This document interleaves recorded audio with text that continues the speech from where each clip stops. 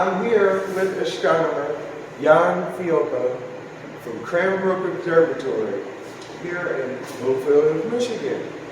We're about to do an interview and we're going to go over some of the nice equipment that he has on the telescope, but this is more about the astronomy.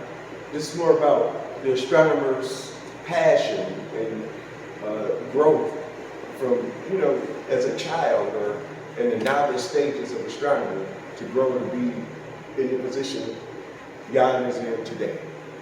So we ask him a few questions and have a little quirkiness at the end. So here we go. Now,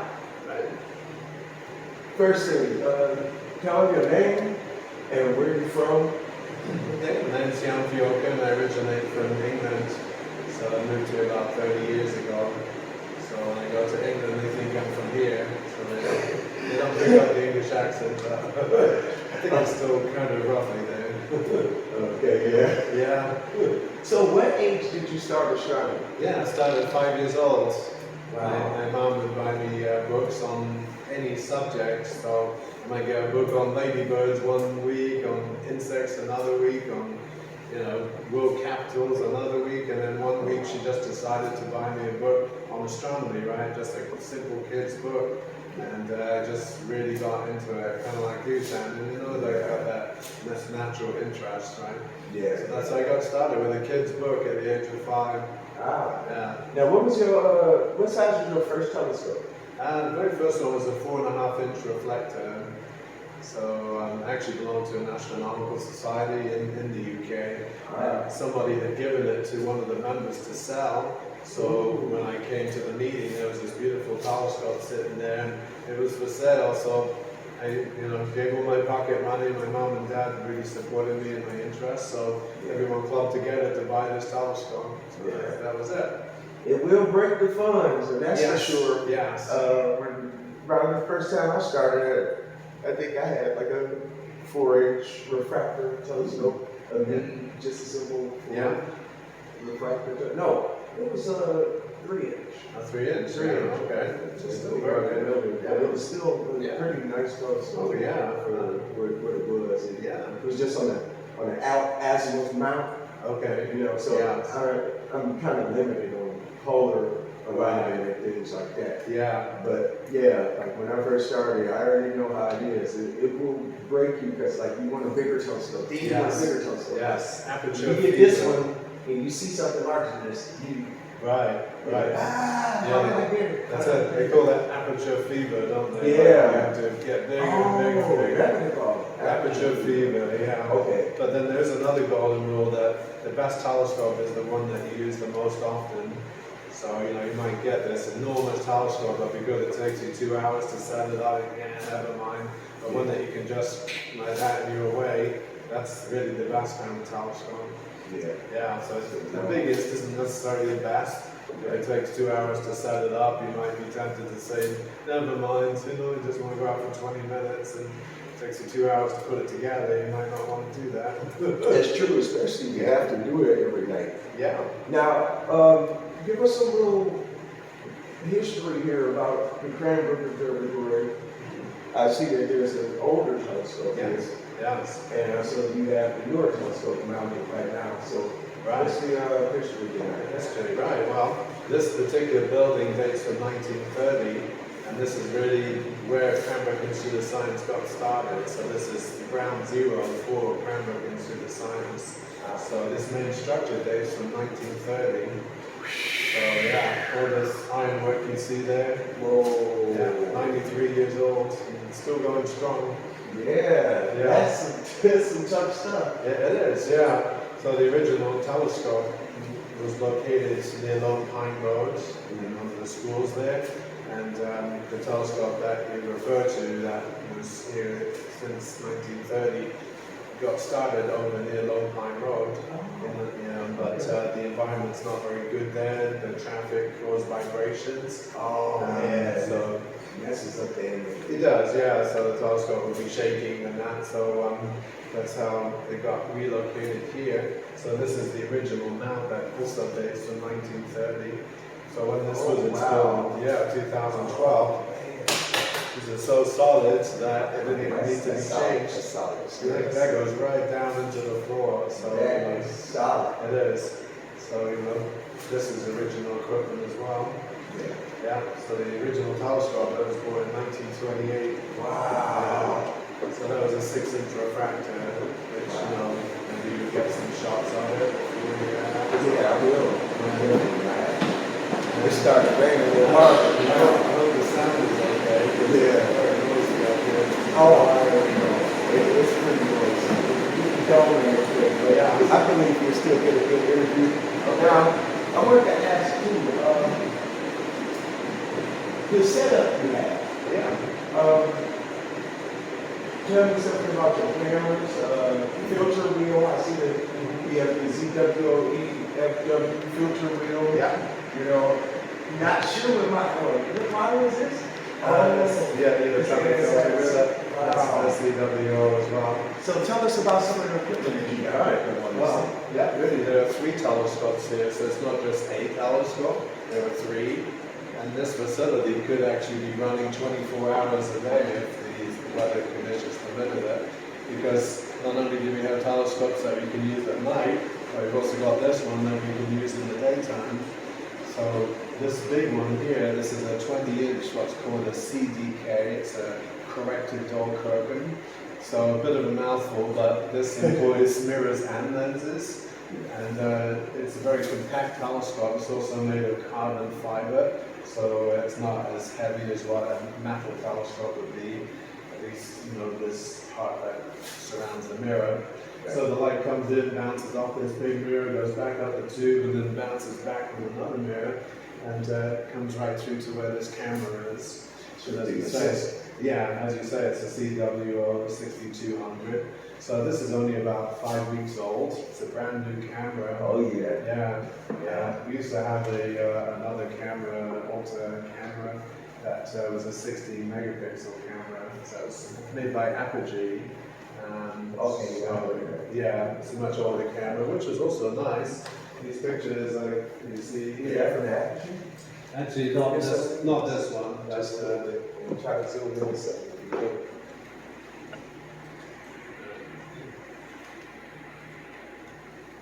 Yeah, this picture here, and also this one here. These are just a couple of examples of photos I've taken using that telescope. So it's a very good camera, even the one we had before, right? And then, this telescope's very powerful, so you can see I can't even get this whole galaxy in the picture. Yeah. Even though it's 2.5 million light years away, it's still too close for this telescope, right? Maybe scope to get Yes, so once again, sometimes it's better to go small, and the biggest telescope isn't always the best, Yeah. So that's why I bring my camera and attach it to the other telescope, which is a 6-inch, and then that allows you to get a much larger field of view, so you can get these other, it's not bad, through this. Yeah. Wow. So that brings us on to this other telescope. So that's the big one here, and this one has always got a camera attached to it, so we can't look through it visually. Right. So that's the first telescope. The second one is this Takahashi that you see sitting on top. So this one's made in Michigan. The Takahashi is made in Japan. And that's also a 6-inch refractor.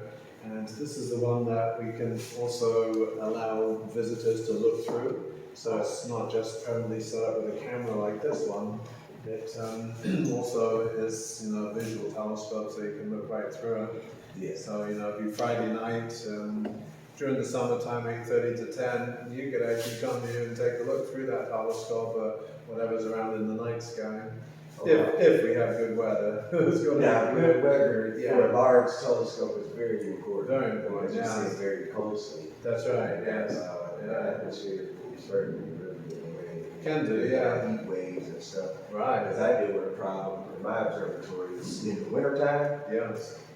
It's the best sky. It is. It's cold. But I have a problem with heat waves coming from boilers and right. So heat waves are rising. Yeah. Maybe watching Mars and Yes. or something, Yeah. I'm getting like this wavy pattern, and like it'll happen and it clean up real nice, Right. and all of a sudden it, Oh yeah. yeah, Just for an instant it clears up and then it's off again, right? So, yeah. So yeah, it's something I fight with here too.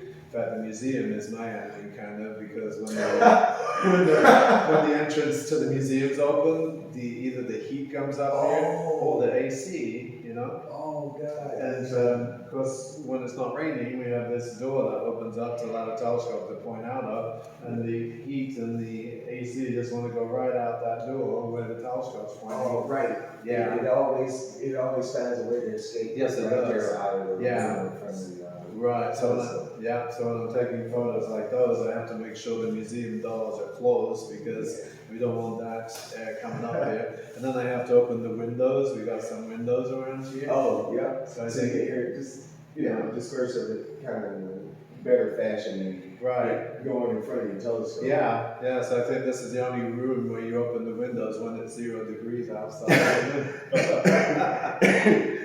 She know I'm in the observatory, especially like when it's cold. Oh yeah. Yeah, like I mean, I'm out with my telescope. I feel the same pain as my telescope. I like to say so. I'm out there working, sitting down, going through my images, making sure I'm guiding correctly. Yes. Yeah, that's it. Yeah. So I got another question. Yes. Here at CRANBROOK, have there been any major discoveries from this facility here? Nah, not yet. No. But when I'm here, I do what's called a supernova patrol, where we'll hop from one galaxy to another, looking for supernovae, which are stars that explode and ending their lives. And because they're exploding, they suddenly become many times brighter than what they originally were. So when you do a supernova patrol, you're looking for dots that shouldn't be there. You know, like this picture, for example, this one right here. If I was to see a bright dot right there, Supernova. that might be a clue that that's a supernova, because you look at other pictures of this, there is no dot there, and suddenly there's this big bright dot. So that is a place where a star just blew up. I tried to tell one of my friends that, so Yeah. he's from Quebec, Oh, and he okay. was taking a picture of the Rosette Nebula. Yes. And he sent me like some of his subs of the Rosette Nebula, Yeah. and I was like, hey, you know, on one of these there's a star that wasn't there before. Oh, right. And he was like, oh no, you know, it's probably like a satellite or something. I said, how long is the exposure? Yeah. He said 5 minutes. I said, anything that's moving in a 5 minute, it's just no. I said, somebody just lost their star right there. Somebody will probably a while because somebody lost their star. You know, but that's how. And okay, when on let's say supernova patrol, what programs do you use? Right. Guiding an image. Yeah. For guiding, I use what's called SkyX Professional, which is on this left monitor over here. So that is actually the software that guides the telescope. You can go through it. Yeah, it runs the dome, also the camera as well. We control from there. So that's the main software that I use. But then the imaging software is called Maxim DL6. Yeah, which if you're familiar with that one, but I heard of it. It's not free. No, I actually broke down and bought it for my own laptop at home. There's $500 subscription for that. Yep. But without that, I had to sit up here on my own processing the images when I could be at home in nice, comfortable, warm environments. So I figured it was worth spending the money, so I could do my processing at home rather than sitting up here. That's true. Now, what programs do you use to process your images? Now, I use this bare bones PIPP to drop the videos into to stabilize. Yeah. And then I use AutoStacker to stack my images. Right. And I use Registax for final image sharpening. Right. And I might use GIMP or because I can't afford Photoshop right now, but I might use GIMP to like kind of fine tune the colors and things like that. Right. What do you use to process your photo? Yeah, actually, Maxim DL does it all. Ooh. Yeah, so it's kind of like a one-stop shop type software. Worth 500. Yeah, worth 500, where you can take the pictures, you can stack them, and you can also fine-tune them as well, process them. And then sometimes I use Photoshop as well for some of the little finishing touches, like a nice black sky that you see on my pictures. You know that we don't have black skies around here. Yeah. So you got to use Photoshop to get that kind of like, nice dark sky to make it look cool. To make it pop. Yeah. Back to get the light. Yeah. Highlights sometimes. That's pop. That's right. And then recently I'm using something called Deep Sky Stacker. I use Deep Sky Stacker. It's a nice program. Like you just drop all of the light frames, calibration frames into it, and just set it to let it know what calibration frames are.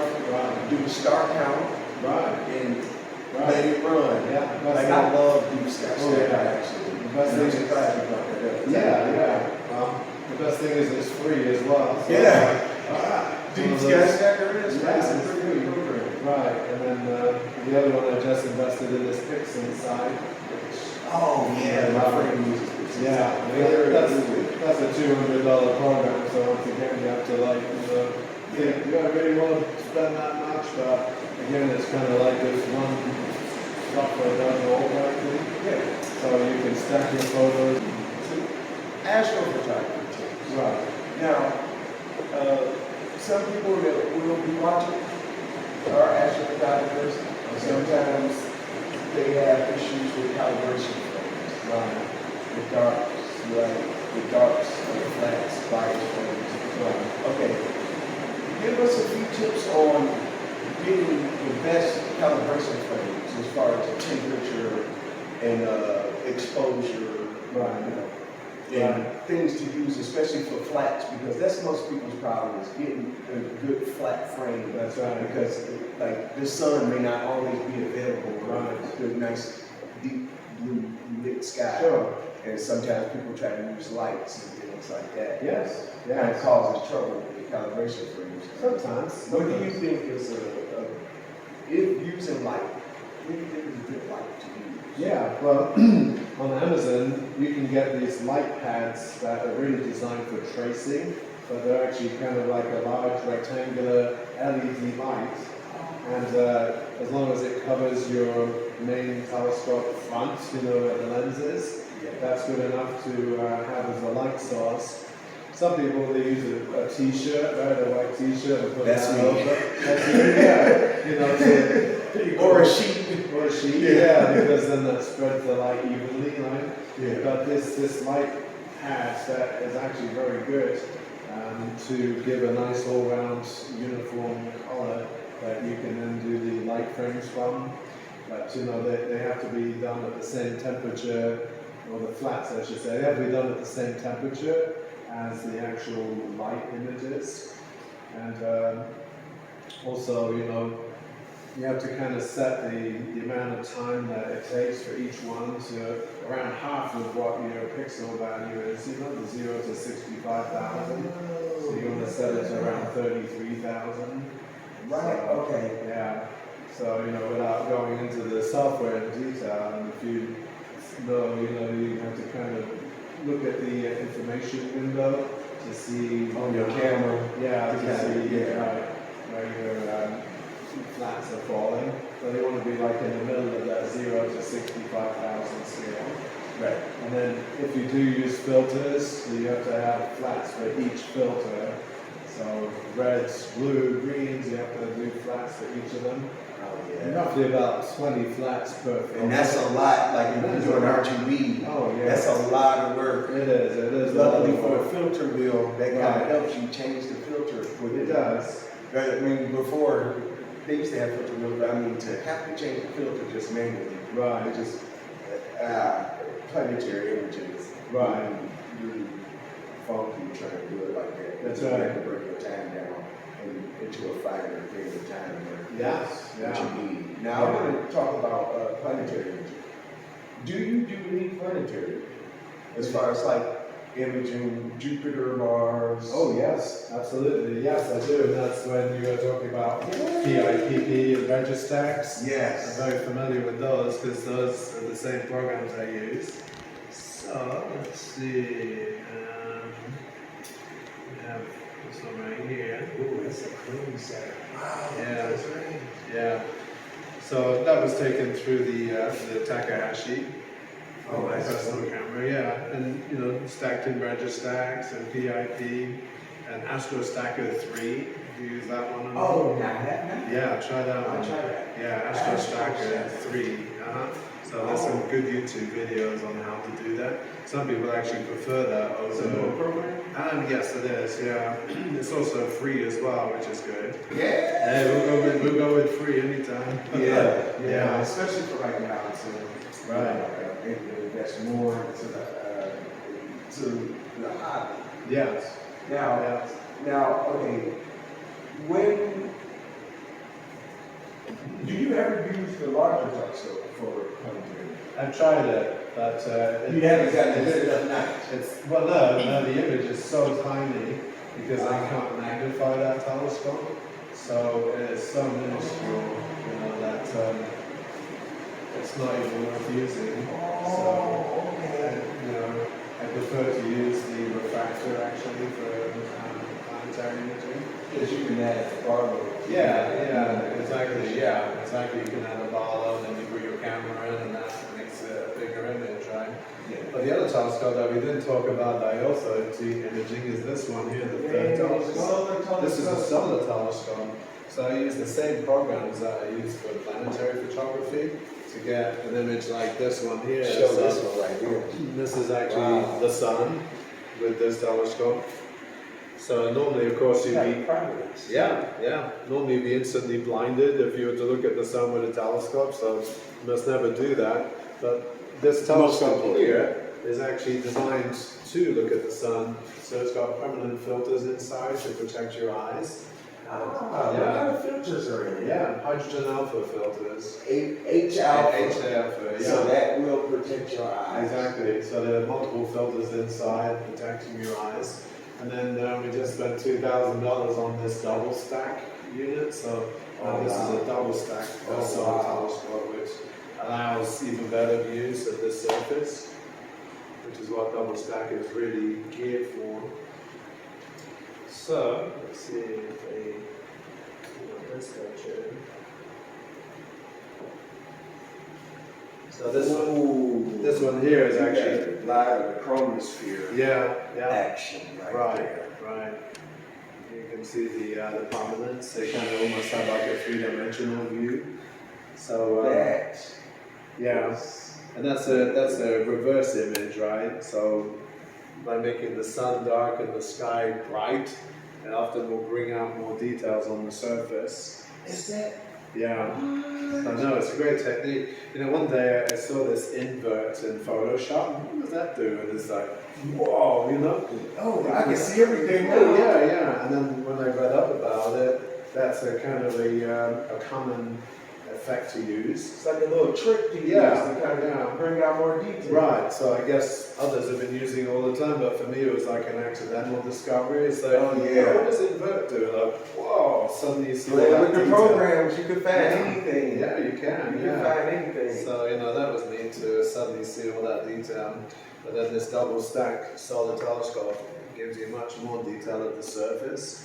So, you know, you can see these prominences almost taking on a three-dimensional appearance. And they like jump out at you. Yeah, they jump out at you. Yeah, you can see it's kind of like coming up like that. And it's kind of creepy because you get a chance to see another world that's much more dangerous than anything you know of. Yes. A big nuclear reactor. Exactly. You know, right there. Right. It's almost like it's right there in your hands. Like you can control it. Right. 600 million tons of hydrogen being fused into helium. So nuclear fusion right now, every second. Every second. Of a finger. Every second. Yeah. 600 million tons of hydrogen. That's a lot. That's a lot of fuel to burn. It is. It's the sun. It is. Now we'll get to the last question. Okay. Now for the quirkiness part of it, because I'm pretty sure everybody wants to know what you think about it. Extraterrestrial life. How do you feel about just extraterrestrial life, period? Do you feel it's here? Do you feel maybe, they could be hiding among us? Do you feel we have not been discovered yet? Tell me your thoughts on that. Right. There just has to be extraterrestrial life, just the sheer numbers. And sometimes when I take these pictures, it kind of really brings that point home. All these different galaxies that I've taken pictures of. Yeah.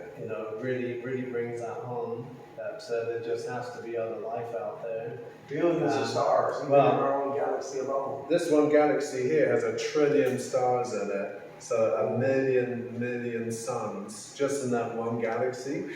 And astronomers say that there are more galaxies in the universe than there have ever been people living on the surface of the planet Earth. So imagine this is one galaxy has 1 trillion suns in it. So how can our sun be the only one to have planets with life on it? Yeah. And I think we're definitely inching closer to finding that.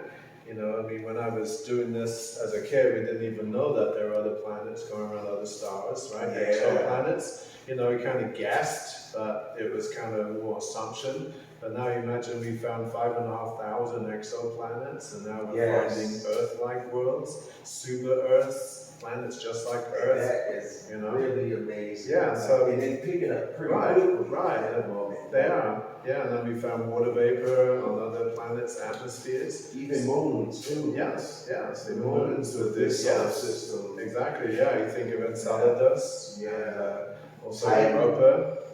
Titan, possibly. Yeah. Definitely Enceladus and Europa. Enceladus, because they have the ocean interior, right? That's kind of thought of to be like bath water, basically, in temperature. Wow. So conditions might be just right for life there. Yeah. So that's in our solar system. Here we're talking about other galaxies having trillions of stars in them. So I think we're definitely inching closer to finding out for sure. Yeah. So like I said, the discovery of water vapor in other planets' atmospheres is already a sign. It's another step forward, right? We're like inching closer. Some of these biosignatures can only be created by forms of life. Yeah. That's Exactly. when they start to pick up on that. It's like, Right. there may be something there because Mars is known as red and dead for the longest period of time. But it's still suspected that there's still volcanic activity. Yes. There's still, now, in order for there to be a wind of dust devils, there have to be something there that's kind of, keeping that wind alive. Yeah, it has this environment, doesn't it, with weather, and with clouds, dust devils, as you say. So it's got this weird trenches and gullies that water may run through there at one time. Oh, definitely, yeah. Could be still underneath. Well, no, there is. There's enough water under the surface of Mars to cover the whole planet with an ocean 100 feet deep. So that's how much water there is there.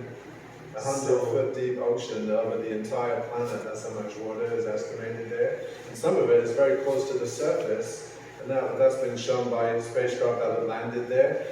The blast from the jets as a spacecraft is landing has actually blown away the dust to reveal the ice right underneath. Oh, wow. Isn't that really exciting? Yeah. And a lot of these things, you can't just get out of a space documentary. You really have to talk to an astronomer that's in the field to get these kind of details. Yeah. I know sometimes astronomers do have an issue with the press and everything because they have a tendency to sometimes put out a story too quickly. And the scientists may not be, exact with the discovery and things like that. They just say, oh yeah. And they go, wait, that's not what I said. I didn't say, oh man, let's go and tell them that they got to do everything all over again. But this has been a very nice interview. Oh. There hasn't been part 2. Please. We are going to do a part 2. Bring it on, because I really enjoyed talking. And it would be nice, maybe next time, possibly bring a couple people, interested in astronomy. Yes. Maybe, hopefully, have a couple students from another school to come up here. Yeah. Because I think that would be a great experience for them. Sure. Yeah. Not everybody gets a chance to use a large telescope. Right, exactly. Yeah, That'd be a nice experience for them. yeah, I'd be delighted to. I'm really, Yeah, you bet. Shannon. It's great. Thank Yeah. you so much. And our great camera lady Jessica as well. Doing a fine Yay! job Thank there, you, so- Jessica. Yay!